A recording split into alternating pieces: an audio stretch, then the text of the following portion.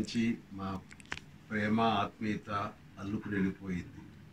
And అలాంటి నా మిత్రుడికి ఈ రోజున పద్మ అవార్డు రావటం అన్నది సీతారామ శాస్త్రి గారికి అది వన్ని తీసుకోవడం కాదు, తన వన్ని పెంచుకుంది ఆ అవార్డు అంటాను ఆయనకి ఆయన వరించడం ద్వారా.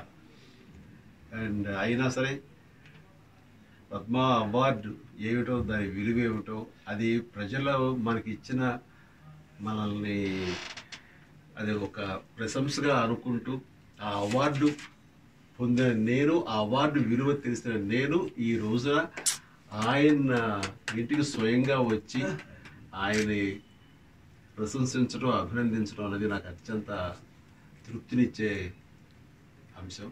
ఆ రకంగా సీతారామ శాస్త్రి గారికి పద్మ అవార్డు వరించిన శుభ సందర్భంలో నా మనస్ఫూర్తిగా నా అభినందనలు తెలియజేసుకుంటున్నాను. అండ్ వండర్ఫుల్ మూమెంట్స్, ఎప్పుడు ఆయన్ని కలిసినా సరే అది ఎంతో ఆత్మీయ ఆనందంగా ఉంటుంది. నాకు గతాన్ని తలుచుకుంటూ నెమరు వేసుకుంటూ ఆ అనుభూతిని పొందటం అనేది అంత. ఎందుకంటే దైనందిన జీవితంలో పడిపోయి ఆ రోజు కార్యక్రమం ఏంటి, రేపే ఉంటేనే దాంట్లో ఒక ఒక దీంట్లో పడిపోయి వెళ్ళిపోతుంటాం మనం. అలాంటి నుంచి ఒకసారి ఆగి వెనక్కి తిరిగి చూసుకుని మా ఇద్దరి సంభాషణలో గతం గురించి చర్చించుకుంటూ దాన్ని నెమరు వేసుకోవటంలో, ఆనందం అనుభవించడంలో అంతా ఇంత కాదు. అందుకని ఆయన ఎప్పుడు నేను మీట్ అయినా సరే నాకు ఒక ప్రత్యేకం, ఒక చక్కటి అనుభూతి ఉంటుంది. గతాన్ని గుర్తు చేస్తారు, ఎమోషనల్గా లోనవుతాము, మళ్ళీ ఉత్సాహం భరితంగా ఉంటుంది. ఆ రకమైన వండర్ఫుల్ ఎమోషనల్ జర్నీ ఆయన నేను ఎప్పుడు కలిసినా సరే.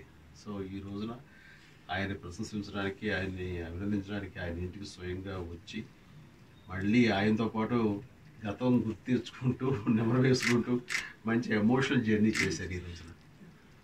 మీకు గుర్తున్నటువంటి ఇందాక చెప్పినటువంటి ఇన్సిడెంట్ కూడా ఒక్కసారి మీరు, ఎందుకంటే మీరు ప్రత్యేకంగా గ్రీటింగ్ కార్డ్ తయారు చేసి అదే నా గుర్తుగా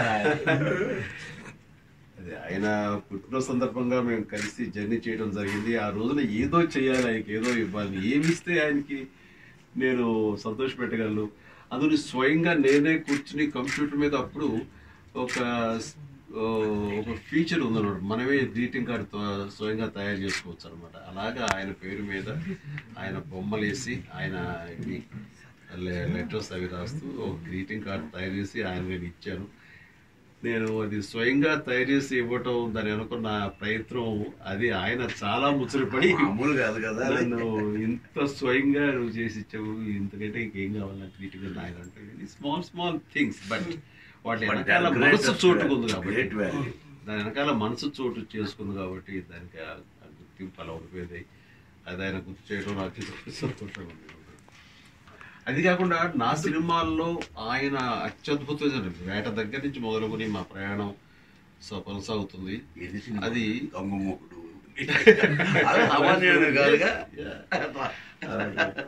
తర్వాత రుద్రవీణలో ఆయన ఇచ్చిన సాహిత్యం నిజంగా హ్యాట్స్ ఆఫ్, ఇప్పటికీ మర్చిపోలేనటువంటి గొప్ప సాహిత్యం.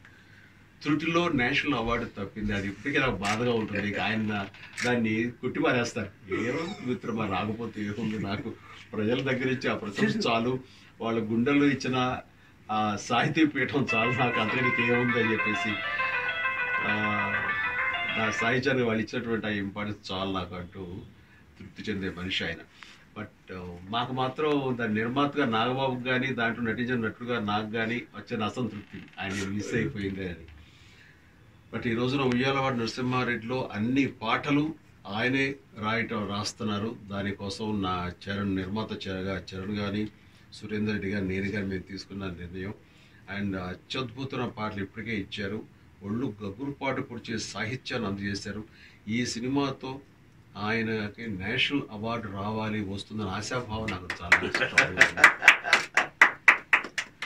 అండ్ ఆయన నా సినిమాల్లో నా క్యారెక్టర్ని దృష్టిలో పెట్టుకునివ్వండి, నా వ్యక్తిగత ఇమేజ్ని దృష్టిలో పెట్టుకోనివ్వండి, వ్యక్తిత్వాన్ని, ఆయన పాటలు రాయటం ఒక ఎత్తు.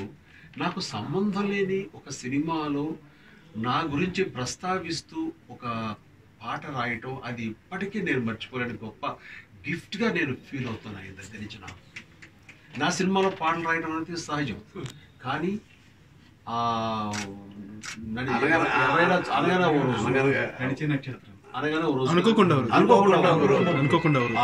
ఎవరైనా చూసుంటారా నడిచే నక్షత్రం అనే పాట చూస్తుంటే నేను కొంచెం ఎమోషన్ ఫీల్ అవుతాను. అంత అంత ఒకసారి నా గత జీవితం కానీ, నేను సాధించినవి కానీ, నేను పడ్డ కష్టాలు కానీ, ఇవన్నీ కూడా చాలా అక్షర రూపంలో అందంగా దాన్ని తెలియజెప్పారు ఆయన. ఆయన వ్యక్తిత్వం అంతగా రైతునే పండిస్తున్న మళ్ళీ చేస్తాను మీటింగ్. రైతునే పండిస్తున్న చిరునవ్వు తోట ఉంది. అది చేసిన మన ఎక్కడ అతిశయోక్తి లేదు. అది నాకు గర్వం ఏంటంటే ఒక అక్షరం అతిశయోక్తి లేకుండా చిరంజీవి గురించి చెప్పమంటే నేనే చెప్పాలి. రైతునే పండిస్తున్న చిరునవ్వు తోటల్ని, రాజునే పరిపాలిస్తున్న కోటి గుండెల కోట. ఇది ఆ పాట నాకు సంబంధం లేకుండా నా గురించి ఆయన రాయటం అంటే అది నిజమైన నాకు ఒక గొప్ప గిఫ్ట్ గాను నేను భావిస్తున్నాను. అది ఆయన నుంచి నాకు వచ్చినటువంటి అక్షరాశిస్తుగా నేను దాన్ని తీసుకుని అదొక వండర్ఫుల్ గిఫ్ట్. అలాగే అంజీ సినిమాలో నేనేదో ఆకాశంలో ఒంటరిగా ఉన్నవాడిని కాదు, మనలో ఉండే మామూలు మనిషిని నేను.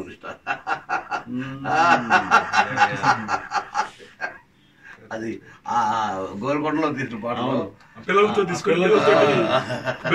అవును, అదే ఎట్లా లిరిక్ ఎట్లా అరే లేదంత సీను నే సూపర్ మ్యాన్ కాదు,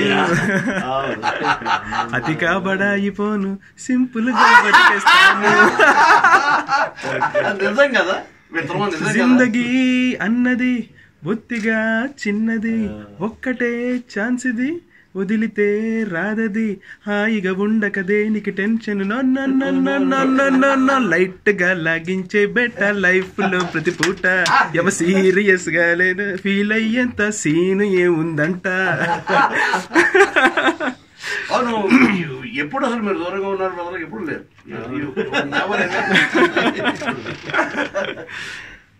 మీకు బాగా ఆయన ఇన్స్పైర్ చేసిన పాటలు అంటే మీ సినిమాలో పాటలు కాకపోయినా కూడా మీకు శాస్త్రి గారి పాటలు కానీ మిమ్మల్ని ఇన్స్పైర్ చేసిన పాటలు?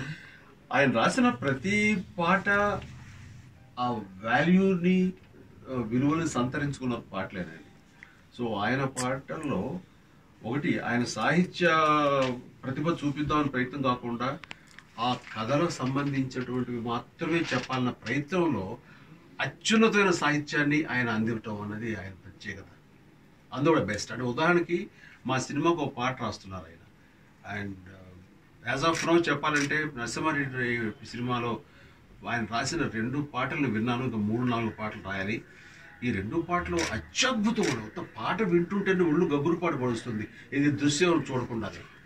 సో అందులో ఆయన చిరంజీవి ఉన్నాడు కదా అంటూ నా క్యారెక్టర్ని చిరంజీవి అనే పదం వచ్చేలాగా రాస్తే, నిర్మాతగా చరణ్ మన నాన్న గురించి మనమే చెప్పుకోవడం అనేది నాకు ఎందుకో ఇబ్బందిగా అనిపిస్తుంది, అది ఏమైనా మార్చగలరా అంటే, ఆయన నన్ను కుర్రోడు, నన్ను నా మాట కాదన్నాడనే కాకుండా ప్రశంసిస్తూ చరణ్ని అద్భుతం, దీన్ని మించి నేను రాస్తాను అంటే ఛాలెంజ్గా తీసుకోవడం అనేది ఆయన ఉన్నటువంటి ఆ సరస్వతి దీనికి తుట్టుగా అసలు ఇంకా ఎంత రాయగలరు ఆయన కాన్ఫిడెన్స్ కానివ్వండి. చిన్న కుర్రవాడు అలాంటి మళ్ళీ మనం స్థుతించుకోవటం, మళ్ళీ మనని పొగుడుకోవటం సమంజసం కాదంటున్నది అతని సంస్కారం అంటూ దాన్ని అప్రిషియేట్ చేస్తూ ఆ కుర్రవాడిని భుజం తడుతూ ఇంకొక పర్యాయ పదం కోసం రాసినప్పుడు అత్యద్భుతంగా రాశారు. మృత్యువే చిరాయు అంటూ స్వయానా చిరాయురస్తు అంటూ స్వయాన మృత్యువే చిరాయురస్తు అంటూ దీవించింది ఉయ్యాలవాడ నరసింహ అంటూ రాసినప్పుడు అసలు అద్భుతం. అట్లాగే హీరోయిన్స్ ఇద్దరు కలిపి నా గురించి ప్రోపగాండ్ చేస్తూ పాడే పాట, ఇవన్నీ కూడా అత్యద్భుతంగా రాశారు.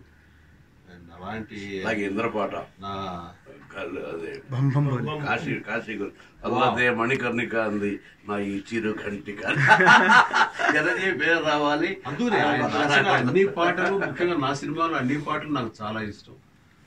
అండ్ మా యొక్క ప్రయాణం ఈ ఉయ్యాలవాడ నరసింహారెడ్డి సైరా వరకు కొనసాగుతుంది. అందులో కూడా అత్యద్భుత సాహిత్యం ఇచ్చారు. ఆయన ప్రత్యేకించి ఆయనకు ధన్యవాదాలు. హలో, మిమ్మల్నే. యోయో టీవీ యాప్ డౌన్లోడ్ చేసుకున్నారా? ఇంకా లేదా? మీ యాప్ స్టోర్కి వెళ్ళి వెంటనే డౌన్లోడ్ చేసుకోండి.